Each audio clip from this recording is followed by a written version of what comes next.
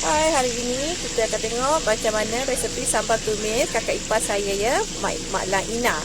Sambal tumis ikan bilis.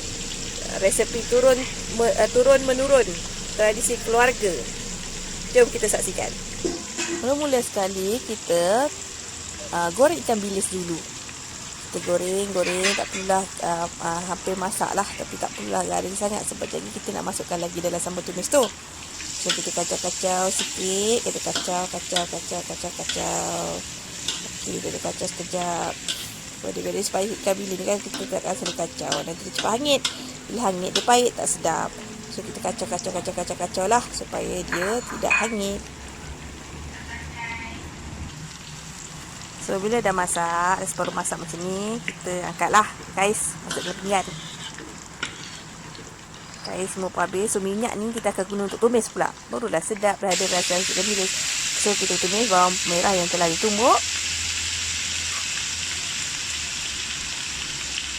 Kemudian kita masukkan pula bawang putih yang juga telah dikisar. Sebab sekarang dah mudah. Kita beli yang dah siap. Lepas tu kita tumis. Lepas tu kita kacau. Kita kacau bagi sebati dulu, sekata macam tu. Bawang ni kena masak juga sikit-sikit. Kata tak sedap.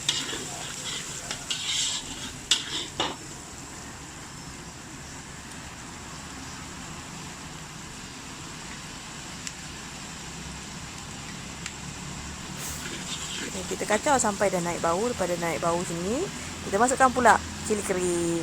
Paste cili kering lah. Senang. Kalau rajin blender sendiri, kalau malas beli paste je. Lepas tu kacau lagi. Dia kena sebati, naik bau. Mula kita boleh masukkan bahan seterusnya. Kita tambahkan lagi sikit paste cili kering. Nak bagi dia rasa pedas sikit. Barulah kau. Tapi kalau untuk budak-budak makan janganlah pedas sangat. Tapi kalau kita orang tua je nak makan, so kita bagi pedas sikit lah. Tambahkan lebih sikit cili kering tu.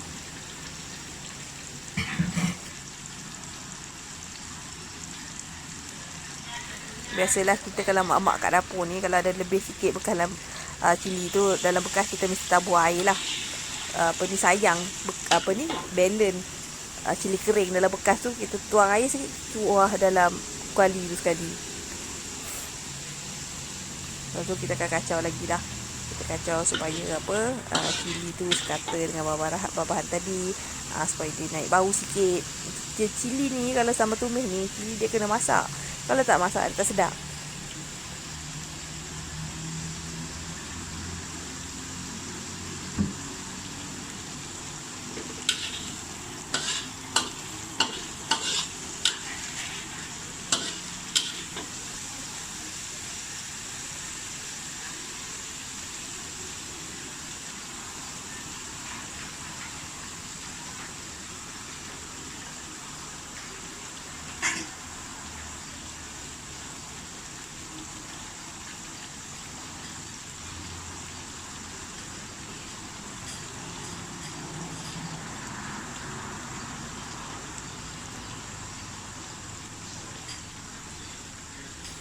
Selepas kita dah biarkan seketika supaya dia macam dah naik bau. Okey, lepas tu kita masukkan sikit belacan. Bubus air sikit belacan tu. Lepas tu kita tak dalam tu. Sikit je besar air kerengking je. Pecahkanlah air. Lepas tu masukkan dalam sambal tumis. Barulah sedap bau dia. Kita kena kacau lagi. Buat sambal tumis kalau nak sedap memang dia kena lama sikit masak supaya kita nak cili kering tu masak. Kalau cili kering tu masak barulah sedap. Kalau tak masak sangat tu sedap lah juga. Tapi dia tak, color dia tu tak cantik, tak original.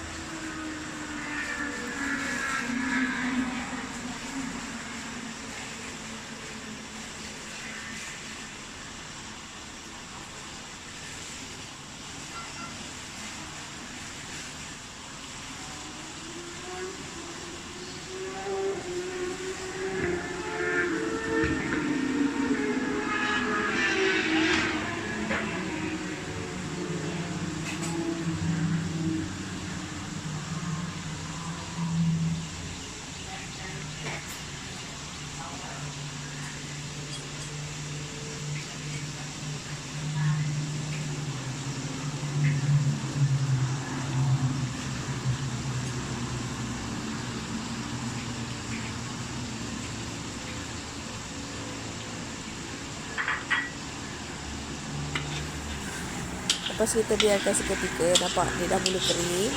Kita kena kacau ya, sebab kita tak nak dia hanyut kat bawah. Kita kacau, silakan sikit api supaya tak hanyut.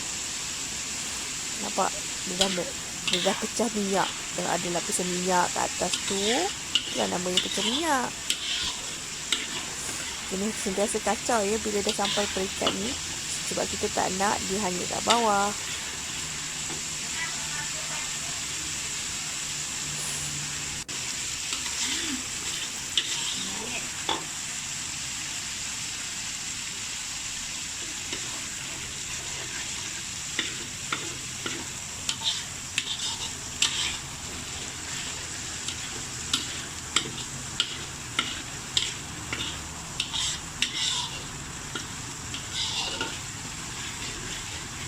Video ni memang sengaja saya tak buat stop. Saya buat terus je daripada mula masak sampai habis, sebab tu video dia lama. So video ni memang tempoh duration video ni sama exactly dengan waktu cooking time kita, tak termasuk prepping time. Maksudnya waktu penyediaan tu tak termasuk dengan waktu masak. Okey, seterusnya kita masukkan air asam jawa ke dalam sambal tumis kita. Masuk sambal jawa ni semua dia ada rasa masam-masam sikit, baru tak mual kalau makan banyak. Tapi ikut pada cita rasa kita. Kalau kita tak suka masam, kita masukkan sikit, lebihkan gula. Tapi kalau kita tak suka, macam keluarga saya, dia tak berapa suka sambal yang terlalu manis. Jadi kita lebihkan asam jawa, kita lebih suka yang masam-masam. So kita masukkan lebihan tadi air asam jawa tadi dalam anggaran semangkuk kecil lah. Supaya dia rasa masam-masam sikit. Kuah masam-masam ni, sebab sambal tumis ni kita nak makan kuah lodeh. Bila dia masam-masam, dia lagakan kuah masak lemak, sedap sangat, lazat.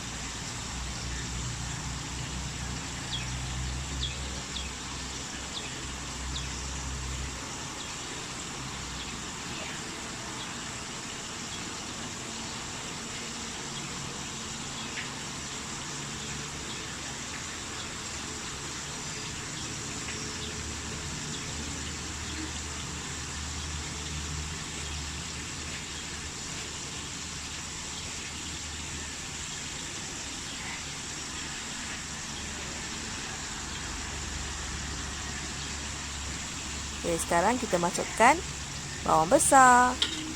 Kacau. Bawang besar ni main peranan penting tau dalam masak sambal. Dia menyedapkan. Macam tu juga kalau kita masak bihun, kita tumis bawang besar dulu. Lagi sedap bihun kita.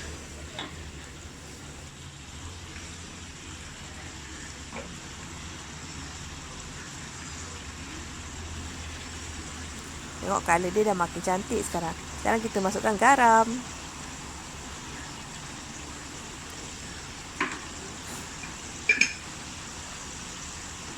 Dan kita kacau sedikit supaya rasa itu rata. Okey, rasalah sikit cukup tak garam tu.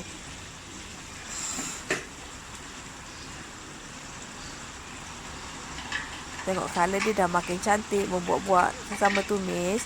Dia kena, colour dia kena menarik juga. Okay, sekarang kita masukkan gula. Ini kita guna gula perang. Gula biasa pun boleh. Kalau gula perang, portion dia banyak sikit pada gula biasa, sebab gula perang kurang manis. Tengok, cantik kan colour dia. Kacau lagi ya, kena kasih sentiasa ya bila dah sampai peringkat ni, supaya dia tak hanyut bawah. Tengok colour dia, wah, menggelegak-gelegak colour dia. Sedap kalau tak berminyak. Kat atas tu bukan sambal tumis yang sedap namanya.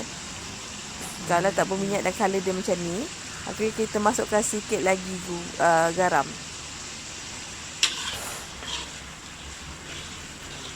Kalau sambal tumis tu colour dia tak macam ni, maksudnya kalau sambal tumis tu cili dia tak cukup masak.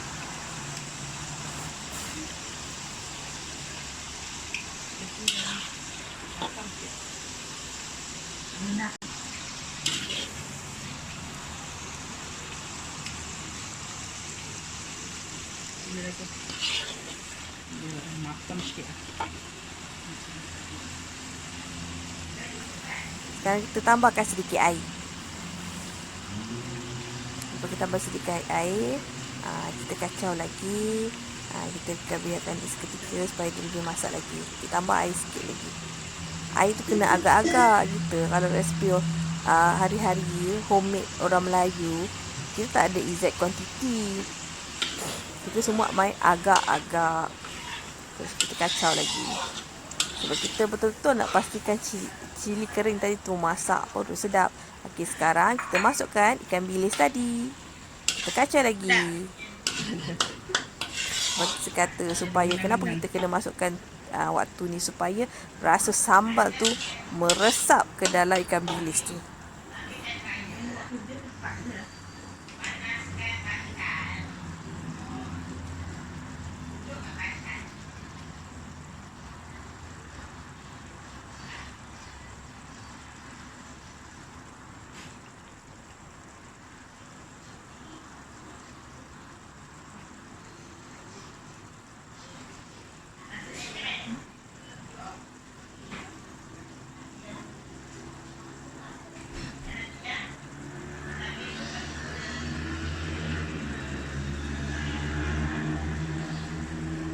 So, kita biarkan ikan bilis ni mendidih dalam kuah ni seketika supaya dia sekata. Okey, dah siap dah ni. Dah masak dah. Dah boleh tutup api. Sekejap kita tutup api ya.